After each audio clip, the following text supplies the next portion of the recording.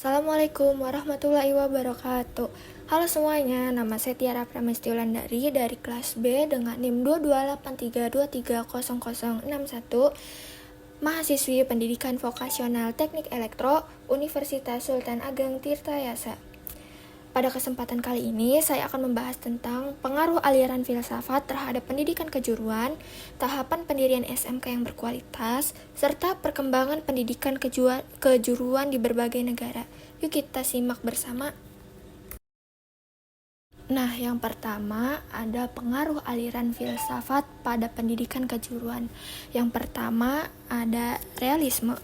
Aliran realisme menekankan pada kenyataan objektif dan pengetahuan yang diperoleh melalui pengalaman indrawi dalam konteks pendidikan kejuruan. Realisme mendukung pendekatan pembelajaran yang berbasis pada dunia nyata dan kebutuhan industri. Yang kedua, ada idealisme. Idealisme fokus pada pengembangan moral dan intelektual individu. Dalam pendidikan kejuruan, pendekatan ini mendorong pembentukan karakter dan etika kerja yang kuat, sehingga lulusan tidak hanya terampil secara teknis, tetapi juga memiliki integritas dan tanggung jawab sosial. Yang ketiga ada esensialisme. Esensialisme menekankan pada penguasaan pengetahuan dasar dan keterampilan esensial.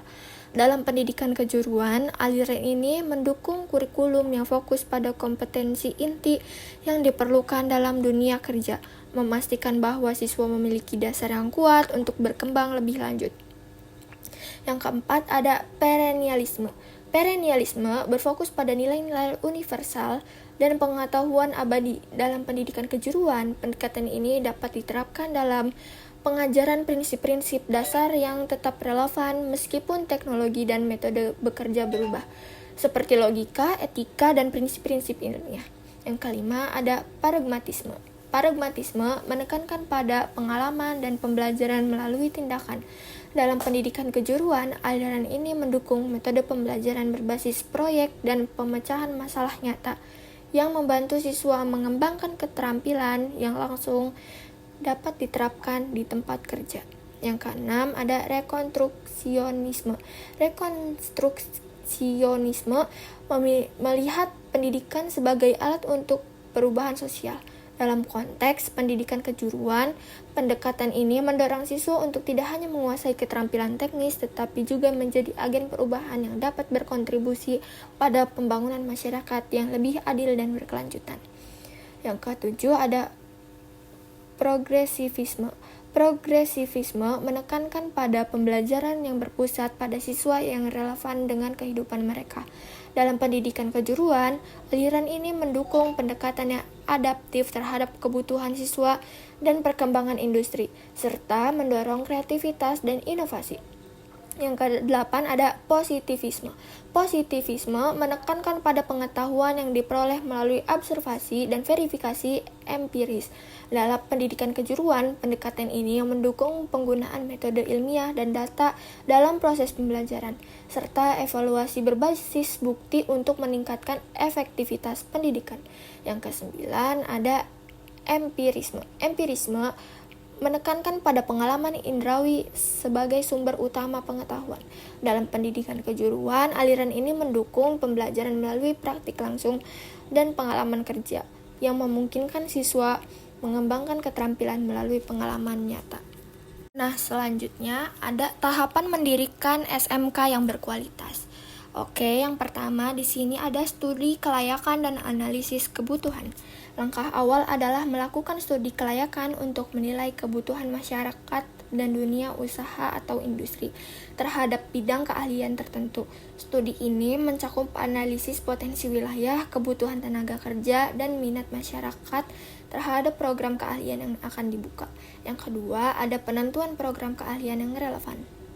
Berdasarkan hasil studi kelayakan untuk program keahlian yang sesuai dengan kebutuhan studi dan potensi daerah, program keahlian harus disesuaikan dengan prioritas potensi unggulan wilayah dan tenaga kerja yang dibutuhkan. Yang ketiga, ada penyusunan kurikulum yang terintegrasi dengan studi. kurikulum harus disusun dengan mengintegrasikan kebutuhan DUDI, standar nasional pendidikan, dan perkembangan teknologi. Proporsi pembelajaran antara teori dan praktis sebaiknya disesuaikan. Misalnya, 30% teori dan 70% praktik untuk memastikan siswa mendapatkan pengalaman nyata yang relevan dengan dunia kerja. Yang keempat, ada pengembangan sarana dan prasarana. Sediakan fasilitas yang memadai seperti laboratorium, bengkel kerja, dan peralatan yang sesuai dengan standar industri. Hal ini penting untuk mendukung proses pembelajaran praktis dan efektif dan efisien. Yang kelima, ada rekrutmen dan pengembangan tenaga pendidik. Rekrut tenaga pendidik yang memiliki kompetensi sesuai dengan program keahlian yang ditawarkan. Lakukan pelatihan, workshop, dan seminar secara berkala untuk meningkatkan kualitas guru, serta adakan supervisi manajerial untuk memastikan proses pembelajaran berjalan optimal. Yang keenam, ada kerjasama dengan dunia usaha dan industri.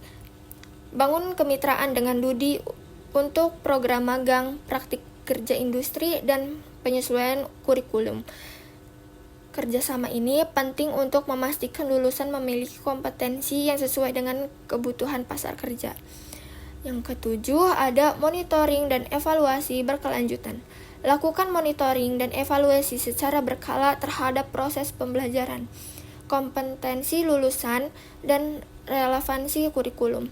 Hal ini penting untuk memastikan SMK tetap adaptif terhadap perubahan kebutuhan industri dan perkembangan teknologi. Oke, lalu di sini ada perkembangan pendidikan kejuruan di dunia. Yang pertama itu ada Jerman. Itu dia memakai sistem dual sekolah plus industri. Jerman dikenal dengan sistem pendidikan vokasi ganda yang menggabungkan pelatihan di perusahaan dan pembelajaran di sekolah kejuruan. Sistem ini menghasilkan lulusan yang siap kerja dan memiliki keterampilan yang praktis yang tinggi. Yang kedua, ada Jepang, fokus industri dan teknologi. Pendidikan kejuruan di Jepang telah berkembang sejak abad 19 dan semakin diperkuat pasca Perang Dunia Kedua dengan fokus pada teknologi dan keterampilan praktis. Yang ketiga, ada Korea Selatan, yaitu integritas teknologi modern. Korea Selatan mengembangkan pendidikan kejuruan sebagai respons terhadap kebutuhan tenaga kerja terampil pasca Perang Korea. Negara ini menekankan integritas teknologi dalam kurikulum vokasi untuk menghadapi tantangan revolusi industri 4.0. Yang keempat, ada Australia. Australia ini memakai sistem TAFE, jalur fleksibel vokasi. Australia memiliki sistem TAFE yang menyediakan berbagai program kejuruan mulai dari sertifikat hingga diploma. Yang kelima, ada Singapura. Singapura itu memakai sistem ITA, praktik dan magang industri. Singapura mendirikan ITA untuk mengembangkan pendidikan kejuruan yang berkualitas. Program ini berfokus pada keterampilan praktis dan magang di industri, serta telah menjadi model pendidikan vokasi yang diakui secara internasional. Yang keenam, ada Finlandia. Finlandia memakai sistem pendidikan vokasional yang fleksibel dan individual. Di Finlandia, pendidikan kejuruan dimulai dengan 9 tahun pendidikan dasar. Siswa dapat memilih antara sekolah menengah atau sekolah kejuruan dengan kurikulum yang fleksibel dan disesuaikan dengan kebutuhan individu.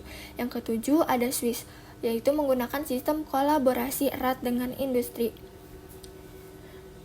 Swiss memiliki sistem pendidikan vokasi yang sukses dengan keterlibatan industri yang tinggi. Lulusan pendidikan vokasi di Swiss memiliki tingkat penyerapan kerja yang tinggi dan mendapatkan gaji yang kompetitif. Yang kedelapan, ada Kanada, yaitu menggunakan sistem Work Integrated Learning WIL. Kanada menerapkan pendekatan WIL yang mengintegrasikan pengalaman kerja dalam pendidikan. Program ini mencakup magang, praktikum, pendidikan kooperatif untuk membekali siswa dengan keterampilan yang relevan dengan dunia kerja. Yang kesembilan, ada Tiongkok, itu menggunakan sistem reformasi Luban Workshop.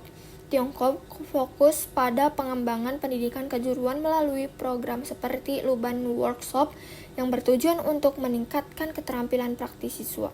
Yang ke-10 ada Indonesia, yaitu menggunakan sistem revitalitas SMK menuju 2030.